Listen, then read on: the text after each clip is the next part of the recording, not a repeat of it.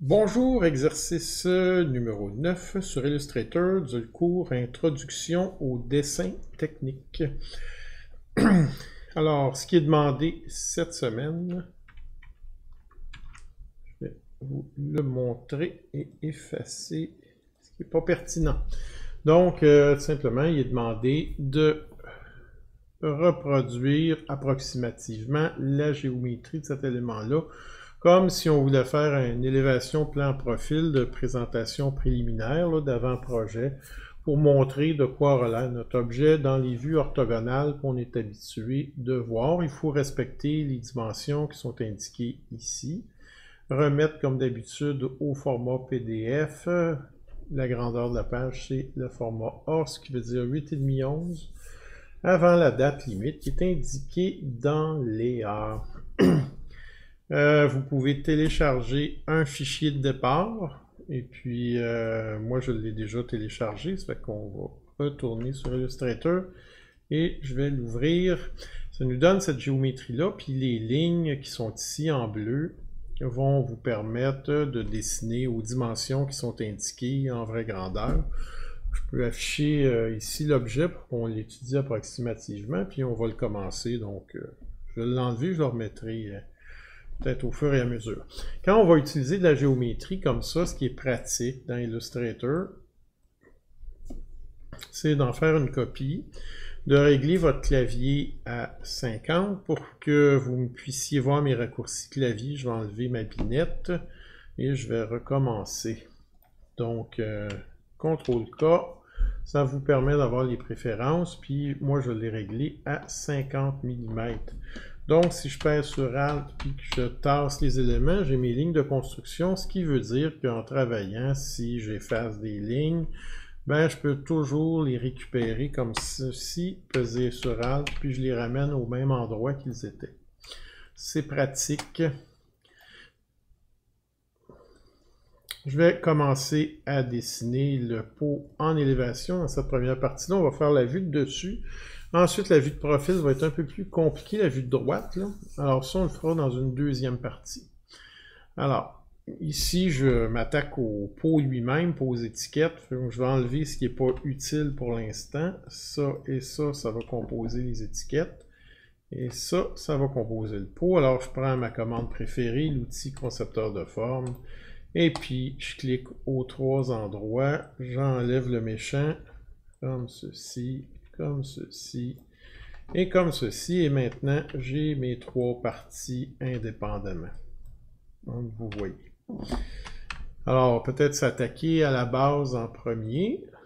Je vais la sélectionner comme ceci, puis lui donner, disons, 66 de rayon. Oh, excusez, là, c'est 0.7, excusez. J'ai mis beaucoup plus grand.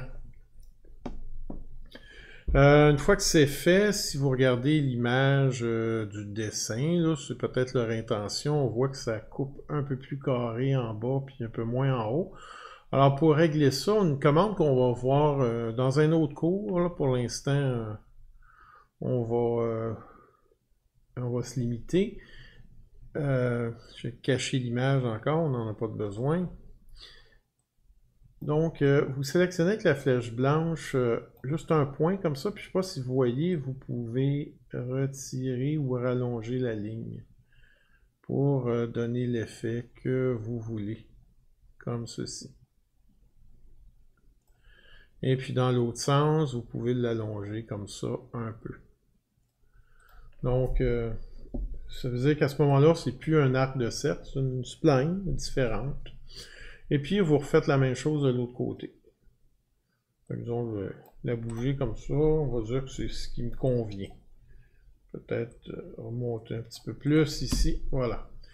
Imaginons que c'est ça qui me convient. Alors, je peux faire la même chose de l'autre côté. Puis, dans le cadre de l'exercice qu'on fait, c'est suffisant. Donc, vous sélectionnez avec la flèche blanche juste un point. Et puis, vous jouez comme ça avec les petites lignes de tangence. Ils font ça, là, ici, vous les laissez évidemment sur le repère. Et puis, vous les déplacez. Si vous voulez être rigoureux, ce que vous pouvez faire à la place, c'est supprimer le deuxième. Avec la flèche blanche, sélectionner le premier. faire copier-coller ici, faire un miroir de cette pièce-là, et puis venir la porter exactement ici, comme cela, sur le point. Et si c'est précis, vous pouvez sélectionner les deux points qui sont ici, faire CTRL-J, et puis retourner ici et faire CTRL-J. On va faire une petite vérification pour voir si on était précis. Si on était précis, il n'y a pas de lignes qui vont se tirer à partir des points. Ça veut dire que là, ici, le résultat montre qu'on était extrêmement précis. Bon, peut-être deux petits arrondis dans les coins ici, puis pour visualiser facilement les arrondis, je vais vous montrer, là, parce que c'est pas toujours commode avec la fenêtre propriété. Vous pouvez peut-être afficher dans Fenêtre, Contrôle. Ça, vous allez toujours avoir accès.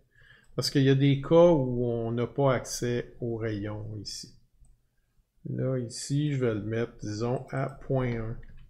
Juste pour dire que ça connecte, puis on peut peut-être s'inspirer un peu de l'image, mais c'est pas obligé, là, pour voir à peu près. Ça finit en coin, puis je vais l'arrondir ici.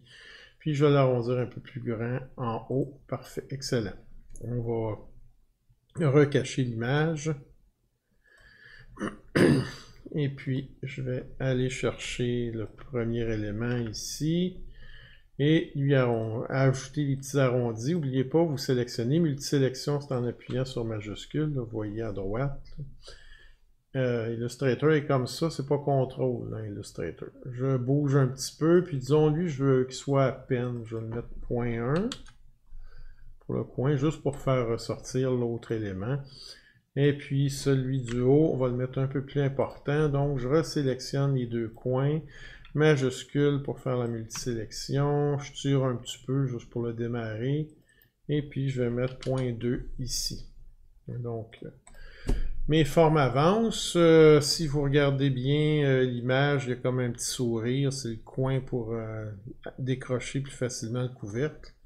Et puis, ça respecte toujours un peu les géométries qu'on a utilisées.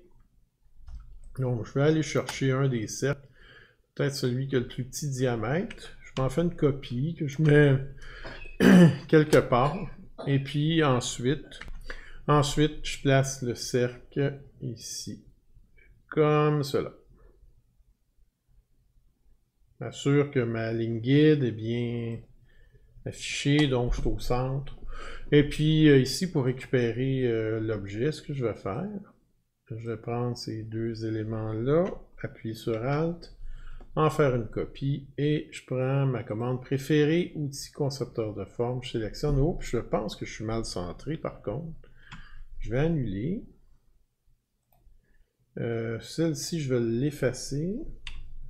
Je vais juste me déplacer horizontalement pour la placer exactement au centre. Cette fois, c'est bien. Alors là, je la prends et je prends l'outil concepteur de forme, je clique ici, puis je redescends mon petit sourire en bas ici. Le reste, je l'efface. Donc, on avance, peut-être l'étiquette maintenant, prochaine étape. Toujours pareil, je peux récupérer ma géométrie. Je m'assure que mon clavier est bien toujours à 50, parce que je peux le changer pour différentes fonctions. Je ramène les géométries, j'efface ce que j'ai pas de besoin. Ça, j'aurais pas besoin de ça. Et puis, je vais me placer une ligne, pas trop proche, pas trop loin. La voici. On va la sélectionner au complet. Maintenant, j'appuie sur O pour le raccourci du miroir. Et je fais une copie verticale. Pour la même chose, je sélectionne les objets je veux qu'ils soient, dont je veux obtenir la forme. Je prends l'outil concepteur de forme, je clique à l'intérieur. Et puis, j'efface ce qui est plus nécessaire. On va mettre un petit arrondi dans les coins de cet élément-là. Vous faites juste sélectionner la flèche blanche, tirer un peu, et puis aller ajouter un petit rayon. Disons, ici, j'ai mis 0.1. Et puis, juste pour renforcer l'étiquette, ben, il y a le logo qui apparaît à peu près au tiers. Là. Fait que je vais demander une échelle uniforme de 33,33%, comme ceci. On va appuyer sur I pour oups, j'ai copié la ligne guide, et puis je le rapporte, disons, à peu près ici. Dans ma construction, on pourrait finir le logo, là, mais on n'est pas graphiste là, au complet. Donc, j'ai fini l'élévation. On va faire la vue de dessus. Et puis, ça va être suffisant pour cette première partie. Donc, pour la vue de dessus, retournons voir l'image rapidement. On n'a pas fait un truc carré. Là. On a un rayon, un rayon, un rayon, un rayon, puis des petits coins arrondis. Alors, on va regarder ça tout de suite. Je vais prendre un premier, le cercle qui est ici. Je m'en fais une copie. Comment je fais une copie? Bien, j'appuie sur Alt. Et puis, je relâche la souris. On va s'en faire une deuxième copie. Voilà.